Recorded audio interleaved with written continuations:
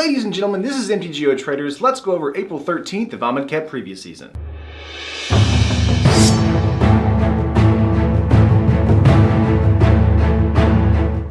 What's up guys, my name is Taryn. There are a lot of cards to get through, so let's just go. Grasping Dunes is an uncommon land desert. You may tap it to add colorless mana to your mana pool. You can also pay one colorless and sack it. Put a -1/-1 counter on target creature. You can only do this anytime you cast a sorcery. A very good sealed and draft card. I'm not sure this will see any kind of standard play, but the application to be able to break down the board states or kill off on 1/1 is pretty good. This has very little mid to late game application though. This is strictly talking early game. So I think from that perspective it does quite well. But yeah, it's standard, I just don't see this being viable. But let's move on to another land card. Cradle of the Accursed is a land desert. It can tap for colorless mana, and you can pay 3 and sacrifice Cradle of the Accursed. Create a 2/2 black zombie creature token. You can do this again anytime you can cast a sorcery. I like this card a lot more. While being able to provide colorless mana in the early game, in the mid to late game, you can actually create a 2/2 zombie. And I think in sealed and draft, this is very good for a tempo swing. Again, in standard, I just don't think it's there, but this may actually see some play in like a populate commander deck. I do love the card art on this card though, it is insanity. But yeah, strictly sealed and draft, probably won't see any standard play.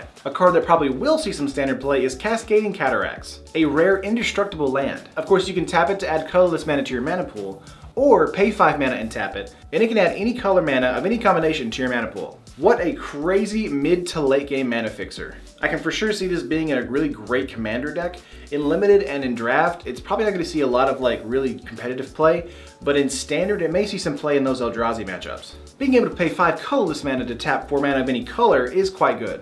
I do think there's probably some application in a brew and standard I'm not aware of just yet, but I do think right now Commander is probably where this card is going to be at. Moving on to some black cards, you've got Shadow of the Grave for 1 colorless, 1 black mana for an instant. Return to your hand from the graveyard all cards you cycled and discarded this turn. What an insane card to help on Madness and cycling. I think the application here is probably strictly standard, and I think the combat swing is really nice. You'll probably see this if somebody pulls a Hazoret and if they have this card as well in limited and in draft. Because being able to pay, discard some cards, swing in with your god, and being able to play this card to get your cards back is amazing. Maybe this will see some standard competitive play, I'm not so sure. I do think that we'll see a lot of this in Commander, which is really cool. But besides that, I'm kind of drawing a blank on the viability in Modern or maybe even a Commander brew. Let me know guys your thoughts in the comments below. Next up we've got Dispossessed for 2 colorless, 1 black mana for a sorcery. Name an artifact card. Search target opponent's hand, library, and graveyard for the name of that card and exile it. That player then shuffles his or her library. So this is basically the Lost Legacy of this set, except it only specifies artifacts. I'm not so sure on the viability of this card. I definitely think it will be sideboard hate against the Mardu Vehicles deck right now, but because it only hits artifacts, I don't think it's as good. However, that doesn't mean it doesn't hit Torrential Gear Hulks, all the Gear Hulks, as well as basically everything that's important in Mardu Vehicles besides Gideon. I think in sealed and in draft, it's not going to be that great, since most of the time you're only going to have a 1 or 2 of, but if a particular card is giving you a lot of trouble, then this card can definitely deal with it. Again, I think it's just a strictly sideboard standard card only.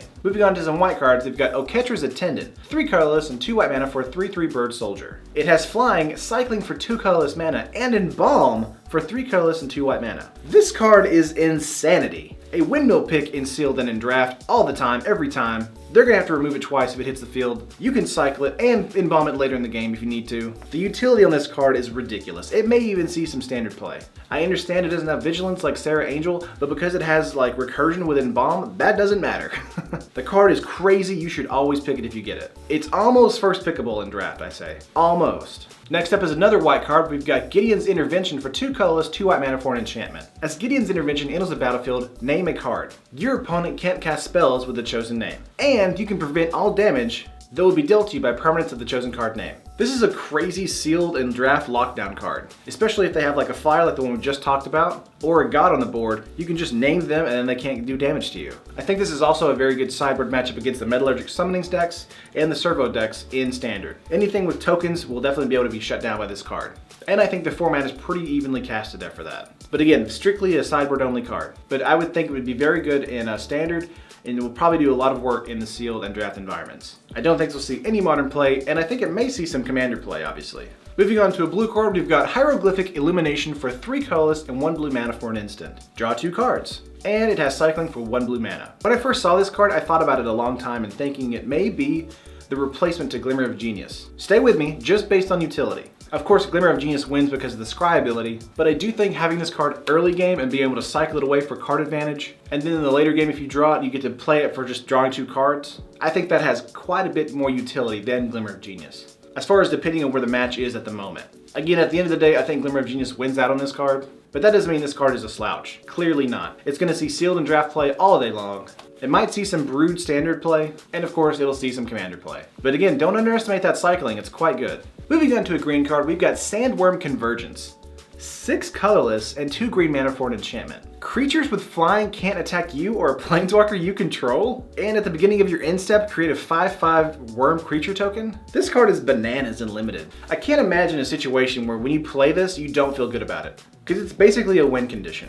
And because it creates 5/5 worm tokens at the end of your turn, it feels like there'll be a standard brew with this card. And that's really exciting to me. I know Commander will definitely love this card, I know Sealed and Draft will definitely love this card, and I think there will probably be like an underdog deck that's gonna brew a standard deck for this. This shuts down like the main problem in Draft, which is the flyers. And I think that's kind of hilarious, especially being green. But if you pull it, congratulations, you're in magical Christmas land. Alright, moving on to red, we've got Blood Fury Militant. 1 colorless and 1 red for a 4/3 Minotaur Warrior? And when it enters the battlefield, you discard a card? At this stage in the sealed and standard environment, that discard a card is an advantage, not a disadvantage. This card is crazy for 2 mana. A 4/3 for 2? Okay, whatever. I think in limited and in draft, this card is a crazy pick. You should always play it. I think in standard, there will probably be a Minotaur tribal deck. There's definitely one in commander for sure now. I don't know, guys. This card seems really good. Am I just like in the wrong here, or what do you think? Leave a comment below on what you think of this card. This card seems like insanity. A 4/3 for 2 with like basically no downside. In this limited and standard environment, that is legitimately insane. Moving on to another red card, we've got Glorious End, a 2 colorless and 1 red mana for an instant. End the turn. At the beginning of your next end step, you lose the game. This card is super interesting. In limited and in draft, I feel like if you play this card, you're going to lose unless you know you're going to win, which because of the way limited and draft works, it's such a slower format, so I'm not sure this will be useful with that. And standard, there's quite a lot of things that keep you alive even when there are cards that you lose the game, like the new Gideon, of course, or Exquisite Archangel. And in modern, this card seems like a card that's just screaming to brew around. Commander as well. I'm not really sure about Commander so much, but I think that in Commander, it's quite good too. I don't know, this card just like, it's so simple. And yeah, and it just screams, make a modern deck. There are so many modern playable cards in Red in this format. I mean, you've got Harsh Mentor from yesterday, and then you've got Glorious End today. This is crazy. I can't wait to get my hands on these cards when the pre-release happens. But now moving on to green, we've got Harvest Season, which is 2 colorless, 1 green mana for a sorcery. Search your library for up to X basic lands, where X is the number of tapped creatures you control, and put them onto the battlefield, then shuffle your library? What? In an aggressive green-red strategy, this card is legitimately scary. In Sealed and Draft, you're going to play with this every single time you swing out. In Standard, if you play an aggressive strategy at all, you're going to swing out and get at minimum 1 land for 3, or 2 or 3 lands for 3, which that is insane mana ramp, by the way. It almost encourages reckless attacking just for the tap ability. I understand it's a sorcery, so it's going to be passing the battle step, so some creatures may not make it in that interaction, but I think regardless of that, this card is insane. What do you think about the modern viability of this card? I mean, like, it just seems like it's one of those cards where if you're in a super aggressive strategy and you're just swinging out for days, you're going to be gaining mana. Same thing with Commander. This card would be insane in a Commander deck. Swing out with my 1/1s, get all the mana. But let's move on to some Aftermath cards. Start is 2 colorless and 1 white mana for an instant. Create 2 1/1 warrior creature tokens with Vigilance. And then its Aftermath is finished for 2 colorless and 1 black mana for sorcery. As an additional cost to finish, sacrifice a creature. Destroy target creature. Raise the alarm and Bone Splinters, this is not. I appreciate that the 1/1s have Vigilance, but because they're 1/1s, you could literally give them like haste and I would be like, I mean, okay, they're 1/1s. What are they gonna do, you know?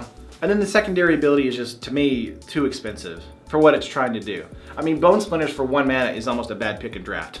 I'm supposed to pick this because it just has Aftermath? Some of these Aftermath cards just make me scratch my head because it's like, they're so much more expensive than they feel like they should be. It feels like this should have been a 2 mana and 2 mana, not a 3 mana and 3 mana. But I feel like at that point it might have been too good. So I don't know, it's like this weird balance in my head. I definitely think this will see some sealed and draft play. Probably not any standard play, maybe some commander play. No modern play, this card is terrible. But it's a lot of fun regardless. Moving on to another Aftermath card, we've got Spring for 2 colorless and 1 green mana for a sorcery. Search your library for a basic land card, then put it onto the battlefield tapped, then shuffle your library. And then its Aftermath is Mine for 4 colorless and 2 blue mana for an instant. Draw 2 cards. The Simic flavor on this card is insane. And I think this is actually pretty decent for an Aftermath ability. Being able to mana ramp and then be able to draw later in the game is pretty good. I do think this will probably see some standard play. In Sealed and in Draft, this will see a lot of utility play. In Commander, this card is just silly. But I do strongly think that this will see some standard play, just because it's so flexible in the blue-green strategy. Throwing lands onto the battlefield tapped is such a good ability, and one we really haven't had that frequently in recent memory. I do think it's very good. And finally, the last card of the day, we've got Commit to Memory. Commit is 3 colorless and 1 blue mana for an instant. Put target spell or non-land permanent into its owner's library second from the top. Its Aftermath is Memory for 4 colorless and 2 blue mana for sorcery. Each player shuffles his or her hand and graveyard into his or her library, then draws 7 new cards.